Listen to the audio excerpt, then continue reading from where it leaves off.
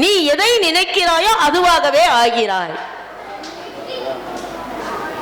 நல்ல சொற்களை சொல்லணும். உங்க சொல்லுக்கு வலிமை இருக்கு.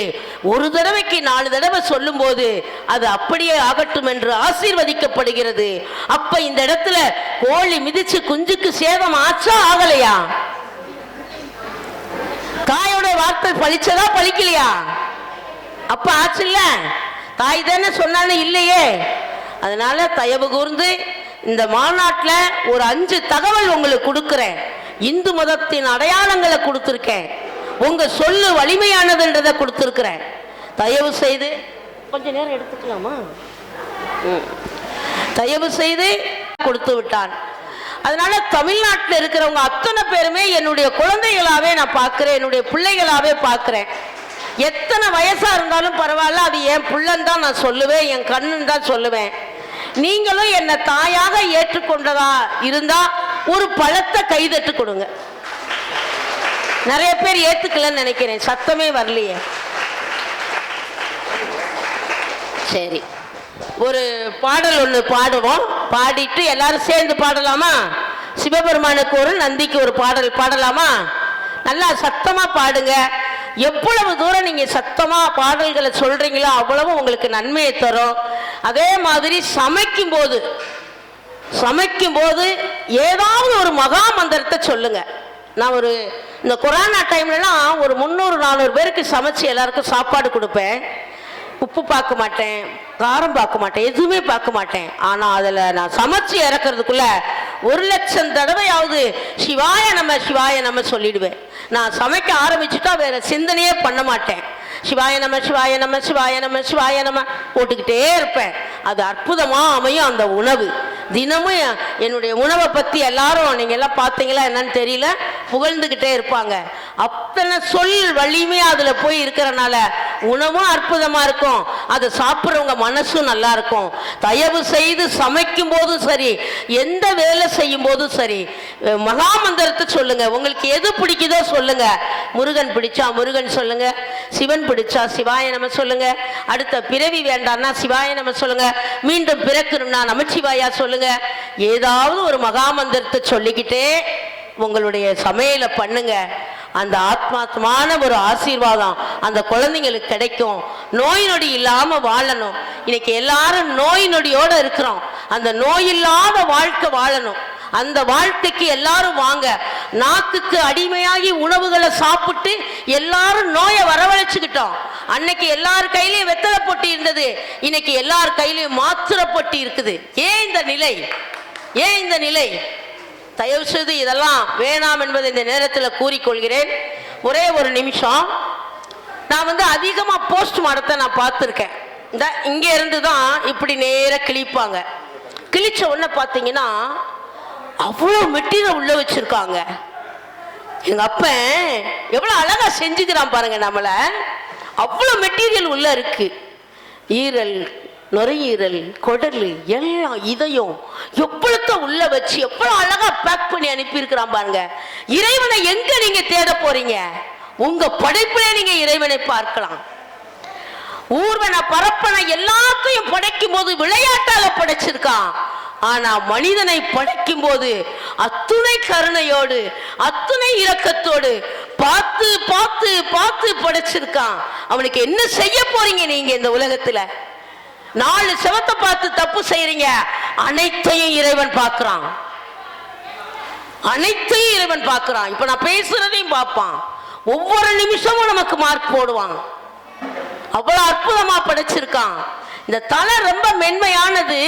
இந்த வெப்பம் பட்டா என் பிள்ளைக்கு என்ன ஆயிடும்னு அருமையான டோப்பா கொடுத்துக்கிறான் நமக்கு. அந்த கண்ணை வைக்கும் போது யோசிக்கிறான். கண்ணு மென்மையானதாச்சே, கண்ணுல ஏதாவது ஆச்சுன்னா என்ன பண்றது அப்படின்னு. அப்ப அதுக்கு அருமையான மூடி போடுறான். இந்த சுவைய நாக்குக்கு மட்டும் கொடுத்துருக்கான். நாக்குக்கு மட்டும்தான் அந்த டேஸ்ட் தெரியும். நீங்க உதட்டில் வச்சீங்கன்னா கூட அந்த டேஸ்ட் தெரியாது. அப்படி அருமையாக படைச்சிருக்கான். இந்த மென்மையான நாக்குக்கு மத்தியில கடுமையான பற்களை வச்சிருக்கான். வாழ்க்கையில கவனமா இரு, கொஞ்சம் மாத்தி பிடிச்சீங்கன்னா நாக்கு கடிச்சிருவீங்க. இத்தனை அற்புதம் பாருங்க. இந்த விரங்க பாருங்களேன், ஒரே மாதிரி படிச்சா நான் இப்படி பிடிக்கவே முடியாது. அப்படி அழகா படைச்சிருக்கிறான். 5 விரல் வச்சிருக்கிறான். நீர், நிலம், நெருப்பு, காற்று, ஆகாயம், பூமி. நமச்சிவாயா 5 எழுத்து. அந்த 5 விரலுக்கு அப்படி ஒரு அற்புதம் இருக்கு. இந்த கையை இப்படியே வச்சு படைச்சிருந்தா என்ன பண்ணிருப்பீங்க? அதுக்கு அருமையா போல்டு கொடுத்துக்கிறான் பாருங்க. என்ன மாதிரி கவனிச்சு கவனிச்சு வேலை செஞ்சிருக்கான் பாருங்க. அப்படி ஒரு அற்புதமான படைப்பு. அரிது அரிது மானிடராய் பிறத்தல் அரிது என்பது போல இந்த வள்ளலா இந்த சிவபெருமான் நம்மளை அருமையாக படைச்சு அனுப்பிச்சிருக்கிறாரு. அதுக்கு நீ நன்றியா என்ன செய்ய போறீங்க? பிறப்ப சொல்லிட்டான் 10 மாசம்னு, இறப்ப இன்னும் சொல்லல. எத்தனை வருஷம் கிடையாது, ஒரு செகண்ட் தான். அப்படி நிமிஷத்துக்கு நிமிஷம் நம்மளுடைய மரணத்தை நோக்கி போய்கிட்டு இருக்கோம். அதுக்குள்ள இந்த உலகத்துல என்ன நல்லது பண்ணலான்னு மட்டும் யோசிங்க. மரணம் உறுதி, தேதி தெரியாம சுத்திக்கிட்டு இருக்கோம். அந்த மரணம் நல்லதாக இருக்கணும். அந்த அம்மா மைக்ல பேசிட்டு போனாங்க, அவ்வளவுதான். அப்படி இருக்கணும் மரணம். பேண்டு மூண்டு புழு இதெல்லாம் நிறைய விஷயங்கள் உங்களுக்கு நான் அனுபவங்களை சொல்ல முடியும். பிறப்பு ஈசி, இறப்பு மிக மிக மிக மிக கடினம். நம்ம செய்யற பாவ கர்மாவை பூரா கடைசியில ஃபைனல் பண்ணிடுறான். அந்த உயிர் போறது அவ்வளவு கஷ்டம். அதனால வாழும் போது அன்பா ஏத்துக்குவோம். பேரை மேல ஏறும் போது அதை அன்பா ஏத்துக்குவோம். 30 வயசுல ஒருத்த ஏறி மிதிச்சானா என்ன பண்ணுவான்? ஏங்க பாருங்க, என் பையன் கைக்கு மேல வளர்ந்துட்டா என்ன அடிக்கிறான் பாருங்க, என்ன பக்கத்தாக்கத்தை விட கூப்பிடுவான். அவனும் ஜமாலிக்க மேல போலீஸ் ஸ்டேஷனுக்கு கூப்பிடுவான். ஆனா அதுபோல இறைவனும் நாம் அறியாமையினால செய்த தவறை மன்னிப்பான். தவறு என்று தெரிஞ்ச பிறகு செய்த தவறை ஒருபோதும் மன்னிக்க மாட்டான். தயவு செய்து இதுவரைக்கும் நீங்க எந்த தவறு பண்ணியிருந்தாலும் பரவாயில்ல, இனி எந்த தவறும் செய்யாம இந்த பூமியில வாழ்ந்து மகிழ்ச்சியாக வாழ்ந்து விட்டு கொடுத்து அன்பு செலுத்தி ஒருவருக்கு ஒருவர் அன்பு செலுத்தி போகும் என்ற மனநிலையோடு வாழுங்க. இன்னும் வேணும் வேணும்னு ஆசைப்படுங்க, பேராசைப்படாதீங்க. உங்க வாழ்க்கையில எடுத்து செல்வது எதுவும் அல்ல, விட்டு செல்வது தான் நிறைய இருக்கு.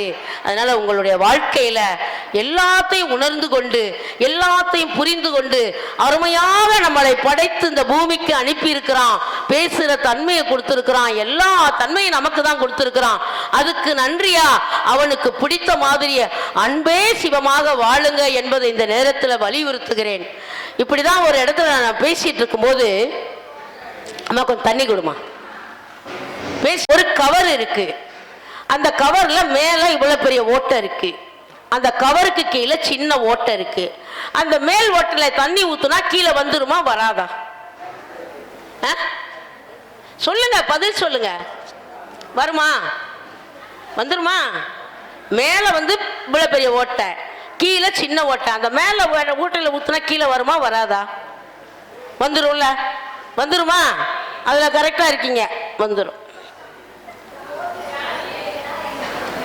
நாம கொடுக்கிற பொருள்களை எல்லாம் வாங்கி எது எது நமக்கு தேவை என்று அழகாக பிரித்து எப்ப எது வரணுன்ற உந்துதலை கொடுத்து அவ்வளவு கண்ட்ரோலா கழிவுகளை வெளியே கொண்டு நமக்கு கொடுக்குது. இறைவனால் படைக்கப்பட்ட பேர்ட் பார்ட்ஸ் இவ்வளவு கண்ட்ரோலோட இயங்கும் போது இவருக்கு இந்த அம்மா தூண்டு மனசு கண்ட்ரோல் ஆகலையாம். என்ன ஒரு வார்த்தை கூட பதில் சொல்லவே இல்லை. நமக்குள்ள நடத்தி இருக்கிறான். இத்தனை பேர்ட் பார்ட்ஸ் கண்ட்ரோலோட இயங்கும் போது இந்த அம்மா தூண்டு மனசு கண்ட்ரோல் ஆகலன்னு சொல்றாரு. அதனால தயவு கூர்ந்து என் அருமை பெண்களே, பெண் சமுதாயமே, சாதிக்க பிறந்த பெண்களே, வல்லமை உள்ளவர்களே, நல்ல தகவல்களை வாங்குவது மட்டுமல்ல மற்றவர்களுக்கும் இந்த தகவல்களை சொல்லுங்கள், அற்புதமாக வாழுங்கள் என்று இந்த 8வது மாநாட்டில் 8வதாக என் தாய் தந்தைக்கு பிறந்த நான் இந்த 8வது மாநாட்டுக்கு என்ன அழைக்கணும்னு வெற்றிக்கணி சுவாமிக்கு இளவரசன் சுவாமிக்கு உணர்த்தினதால் இந்த நிகழ்ச்சியில ஒரு பதிவுகளை கொடுப்பதற்கான வாய்ப்பு. இந்த தாய் உங்களுக்காக எப்போதும் பிரார்த்தனையில இருப்பேன். நான் சொன்ன தகவல்களை எல்லாம் உள்வாங்கி அது பிரகாரம் சிறந்து வாழ்வேங்கிற நம்பிக்கையோட ஒரு சின்ன சிவன் பாடல்களோட நான் என்னுடைய உரையை நிறைவு செய்கிறேன். சரியா? ஒரு சாங், எந்த சாங் வேணும்? என் அப்பனே ஏகம்பனே நயாளும் தில்லைவாள் நடராஜனே, தாயார் இருந்தென்ன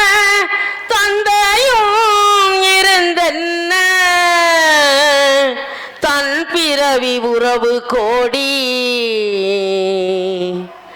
தனமலை குவிந்தென்ன கனப்பெயர் எடுத்தென்ன தரணியை ஆண்டும் என்ன செயர்கள் இருந்தென்ன குருவாயிருந்தென்ன சீடர்கள் இருந்தும் என்ன சித்து பலகற்றென்ன நித்தாமோ விரதங்கள் செய்தென்ன நதிகள் எல்லாம் ஓயாது மூழ்கினும் என்ன பலன் யமுனாலை ஒன்றை கண்டு தடுக்க உதவுமா இதுவெல்லாம் யமுனாலை ஒன்றை கண்டு தடுக்க உதவுமா இதுவெல்லாம் சந்தை உறவென்றுதான் உன்னிரு பாதம் பிடித்தேன் யார் மீது உன் மனம் இருந்தாலும் உன் கடைக்கண் பார்வை அது போதுமே யார் மீது உன் மனம் இருந்தாலும் உன் கடைக்கண் பார்வை அது போதுமே